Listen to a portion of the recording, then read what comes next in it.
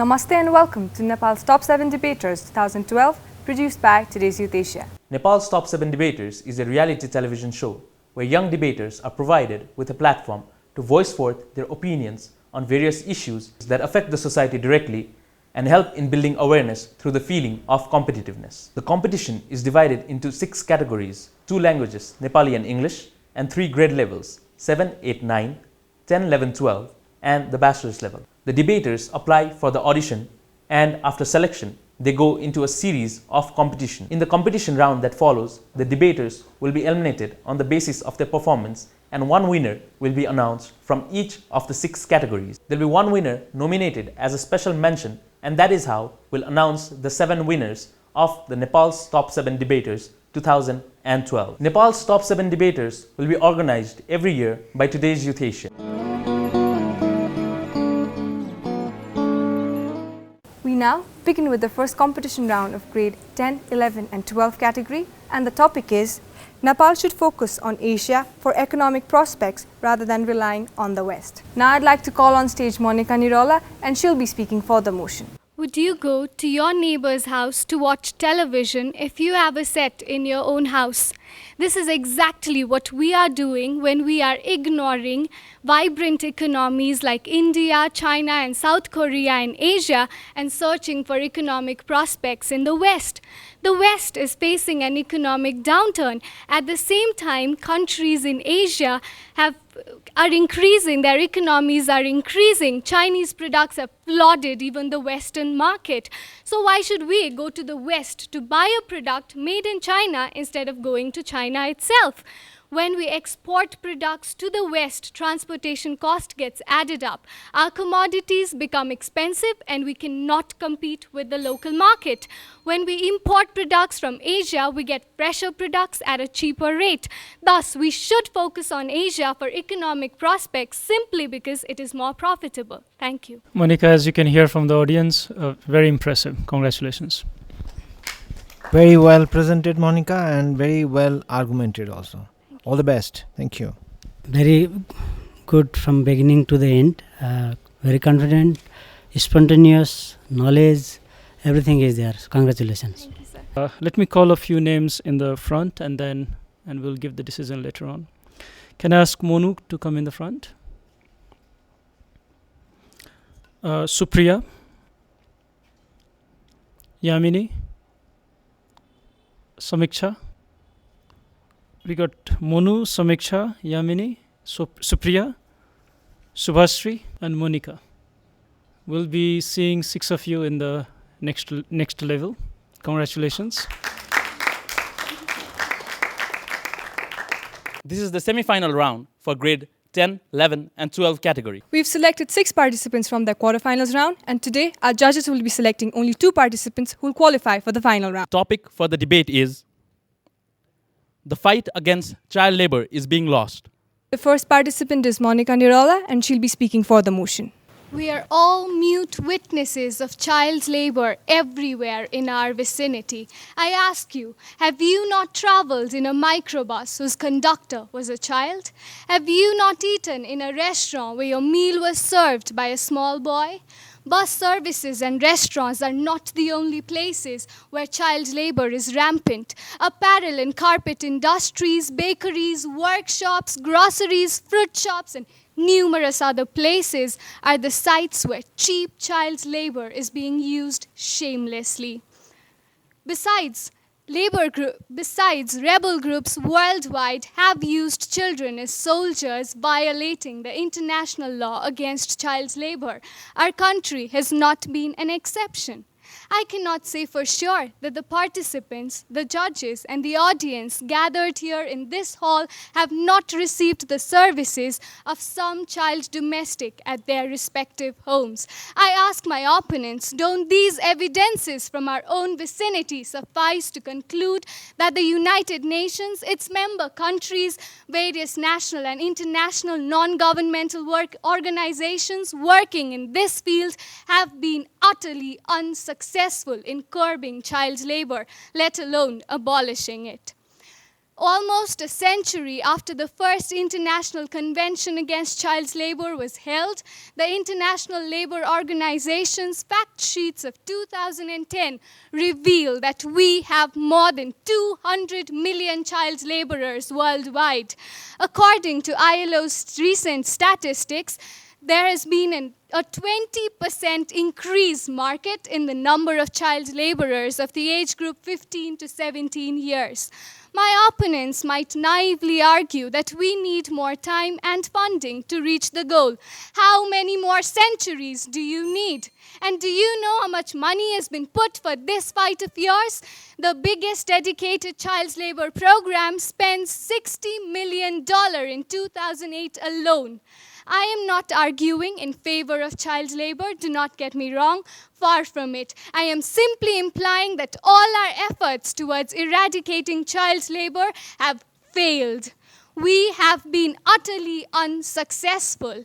And the question here is why we have failed and what new measures we should adopt to abolish child labor effectively. Thank you. Monika, with every episode you have progressed, and that's a very good sign. Today you are confident, clear, bold, and very good research as well. You have used very good words. Your choice of words are very good, and expression as well.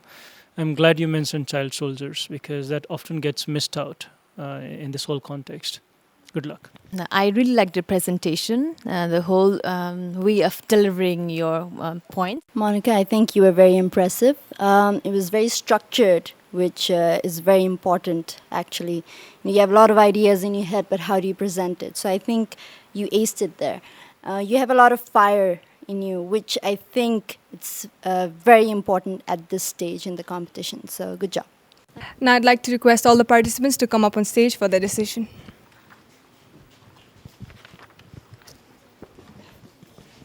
Ready for the results? This has been the most difficult group to judge so far. Right? It's because most of you have performed very well. Even then, we have the result. We have marked the highest, we have granted the highest marks to Monika Niroula. You can step forward. Second was very difficult because there was very similar marks with three of you. We had to pick one, and so we had to pick for the second for the finalist, Yamini Kedia. विगत 10 वर्षदेखि today's youth एसियाले अन्तर्राष्ट्रिय स्तरको वैकल्पिक शिक्षा प्रदान गर्दै आएको छ। हालसम्म 1200 विद्यार्थीहरू 20 वटा भन्दा बढी मुलुकहरूमा राम्रो छात्रवृत्ति प्राप्त गरेर पढिरहेका छन्। समूह 1 कक्षा 4, 5 र 6, समूह 2 कक्षा 7, 8, 9 र 10, समूह 3 कक्षा 11 र 12 लाई लक्षित गरेर टुडेज युथ एसियाले प्रदान गर्दै आएको विभिन्न वैकल्पिक शिक्षा, leadership and skill development program र स्कुल रिप्रेजेन्टेटिभ मिडिया ट्रेनिङ हुन्। यी वैकल्पिक शिक्षा बिदा र छुट्टीका दिनहरूमा पढ्न मिल्ने गरी रुटिन मिलाएको हुन्छ। यसकारण शनिबारको छुट्टीको दिन अथवा लामो बिदाको बेला आइतबारदेखि शुक्रबारसम्म 10 देखि 19 वर्षसम्मका छोराछोरीलाई टुडेज युथ एसियाको वैकल्पिक शिक्षा र बौद्धिक कार्यक्रममा एडमिसन गराउन सक्नुहुनेछ। सम्पर्क फोन नम्बर 4257250, इमेल utya@gmail.com, ठेगाना टुडेज युथ एसिया, गौतम बुद्ध मार्ग, Anamnagar, Kathmandu. Today's Youth Asia presents Nepal's top 7 debaters. Every Friday 8 p.m. and every Saturday 2:30 p.m. on NTV PLUS. Today's Youth Asia opens school representative media training for students of grade 7, 8, 9 and 10. Best utilization of holiday time during Saturdays. Selection process is not required. First come, first serve. Whether you're a class topper or not, you can still become a winner in life if you join TYA trainings at an early age. Learn to speak in public, learn to debate on stage, learn to write articles and television scripts, participate in English television programs, discuss on national and international issues. Today's Youth Asia, phone number 425-7250. Our email address is youthtya@gmail.com. Parents' best gift to their child that will last a lifetime. We've come to the final round of the 10, 11 and 12 category. The topic for the final competition is Fairness Cream Advertisements Contribute to Racism. Let us have Monika Niroula of St. Mary's College, and she'll be speaking for the motion. Fairness is beauty. Fairness brings you love. Fairness is without doubt the path to success. Fairness rewards you with bliss. When you've heard this over and over again, every time you turn on the TV, you believe in it without pausing for a second to question whether it contributes to racism or not. And in your acceptance of the myth, fairness is beauty, lies the success of the multi-million-dollar fairness cream industry. Fairness cream advertisements establish the stereotype interconnecting fairness with beauty, which ultimately contributes to racism. Isn't telling fair is lovely or handsome, implying that every other skin color is neither lovely nor handsome? Isn't it racist? What is wrong with being dark, brown, tan, or red? Is it something to feel depressed about? Fairness cream advertisements answer yes, your life is a waste if you are dark and you need to put all efforts into turning fair as soon as possible. This racist message is loud and humiliating to all not fair viewers.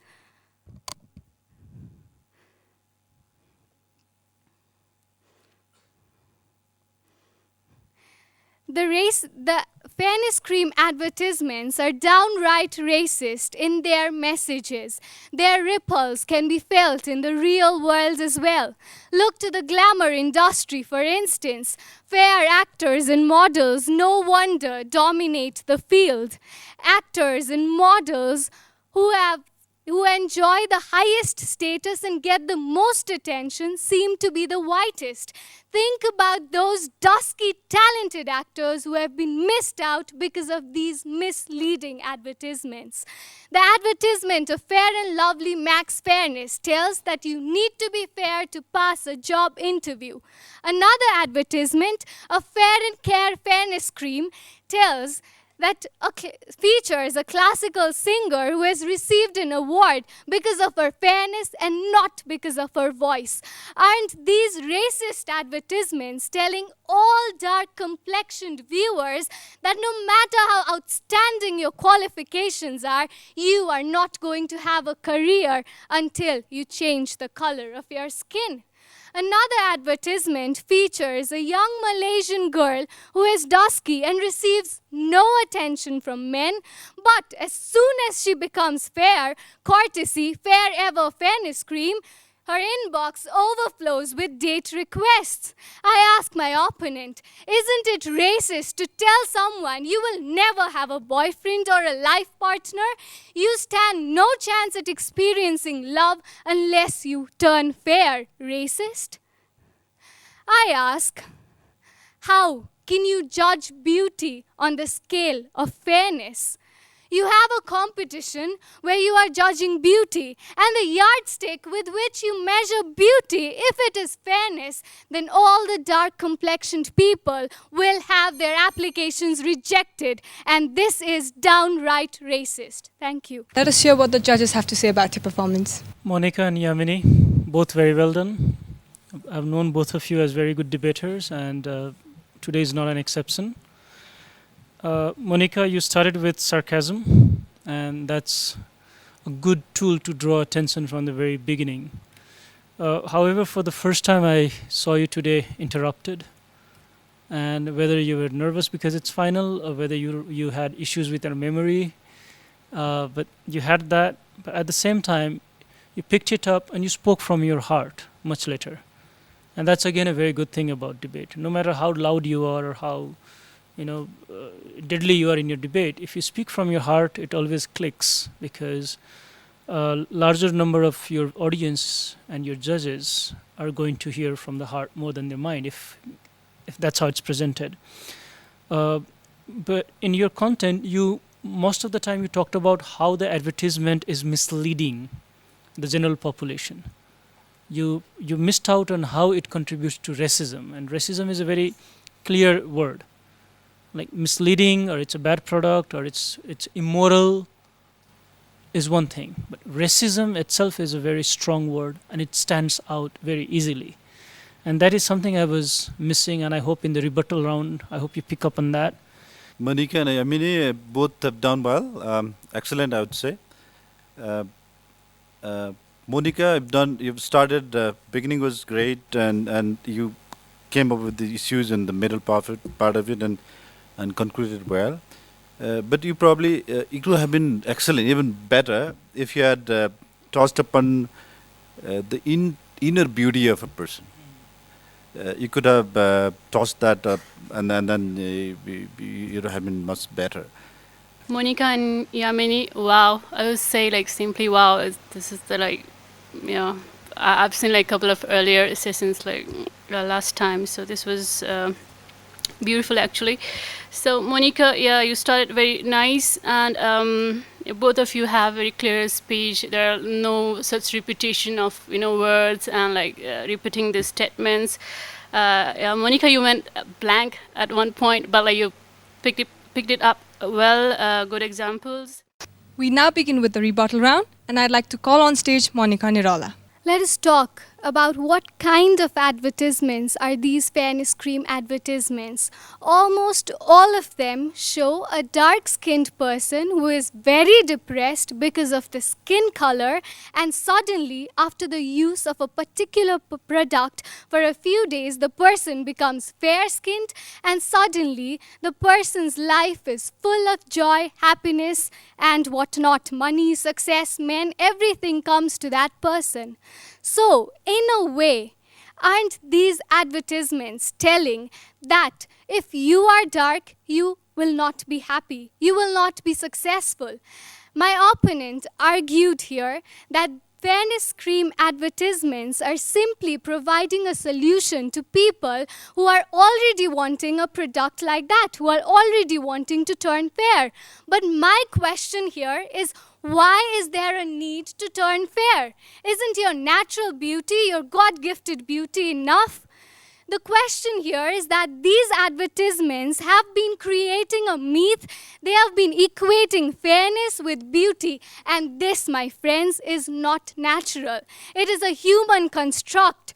We have equated fairness with beauty and are all applauding fairness creams, which give us what we are asking for. But here what we are debating, my friend, is not the quality of fairness creams. As you said, fairness creams provide a solution and you can turn, your skin glows or something like that. But here we are not talking about the quality of the fairness cream. What we are arguing here is that these advertisements have created a mentality among people that is fair people are beautiful, not fair people are not beautiful. And this has obviously created racism, since I believe both of them are beautiful. So calling one race of people not beautiful is obviously creating racism. Thank you. Half won the argument when my opponent agreed that there are a few fairness creams which obviously contribute to racism. My opponent pointed out here that showing racism on stage, on TV, is not racism. But here we are not arguing about creating racism, we are arguing about contributing to racism. We are all aware that racism was created a lot earlier and we have no hand in creating racism. I guess my opponent cannot answer this question. What came earlier, the egg or the hen? Similarly, I have no answer to the question, what created racism? Did fairness creams create racism, or did racism come earlier? And here we are arguing that these fairness creams are contributing to racism by simply showing that a fair person is superior to a dark-skinned person. And in this way, they are obviously contributing to racism. May we have both the debaters on stage, and may I request the judges to speak about the final performances. Monika and Yamini, you both are very good debaters, and you proved that in the rebuttal round, and your rebuttal round was very good. This topic, as I said earlier, it's very easy topic, but it's a very difficult topic, and it looks like you had to struggle a bit with that. And something that I wish could have been brought up in today's debate is how politics and revolution is connected to racism and how that is connected with the fairness cream advertisement. Like, are fair people superior? Are fair people successful? Are fair people winner? You know, because if you look at America, there you have white people, you have black people, and you have most of the immigrants who are in between. How does that relate to politics? 2008 election was a big context to that. If you look at our own culture in South Asia, a lot of marriages depend on your color skin. And this is a subcontinent which, Yamini, you mentioned it's a 1,800 crore business. You know, that many people using it, not anybody turning fair in 15 days at all. And people have been using it for 40 years. That's a very long time to come to a conclusion. So a lot of personal examples that could have been brought out. You know, the business component, you try to touch a bit on that, but that could have been one of the major focus. About if people see money in it, they will do it. I mean, people sell drugs, people sell women, people sell children because there's money in it. So to make your argument more strong, these are some of the components that could have come out. At the same time, Yamini, you had a difficult position going against the motion because the topic is very convincing towards 4. You did a great job on that. At the same time, you could have focused on rights to information, the concepts of consumerism. If you want to buy it, you have the freedom, you know. So it's basic things like human rights or civil rights, which sounds very heavy on the ears when we hear that. You know, how real it is, it's a different story, but at least it sounds very convincing. Celebrities. Some celebrities are endorsing it. Some celebrities have said they're never going to endorse this product. That's a very strong stand because they represent millions of their fans. So these are some of the contexts that could have come up. Monika and Amini, you both have done excellent. You have a lot of potentials to become a really good debater, or rather a politician in future. You know, the concept of this racism. Racism is not about white dominating the blacks. It's about majority versus minority. Because all the notions that came over in your talks was directing towards the black people. In Zimbabwe, whites are in minority, and blacks are dominating the whites. They're chasing away the whites from their farms, farmlands, houses, and properties. So it's not about being black or being white. This is about majority and minority. So you could have tossed up a political aspect of it, which Santoshi also covered a bit. And you should have gone much deeper into the economic side of it. I have already mentioned it in my earlier comments. It could have been even much better. But having said that, both have done excellent.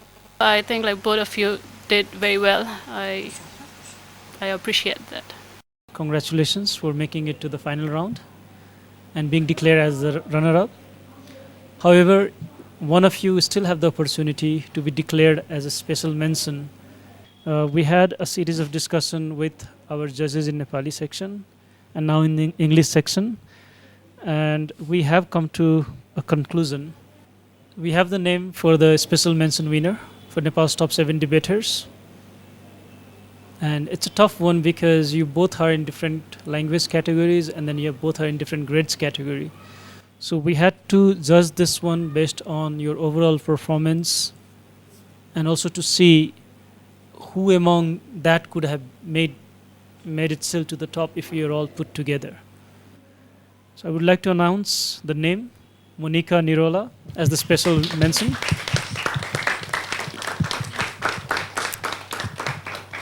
Monika, you are the winner as the special mention for Nepal's top 7 debaters. Congratulations.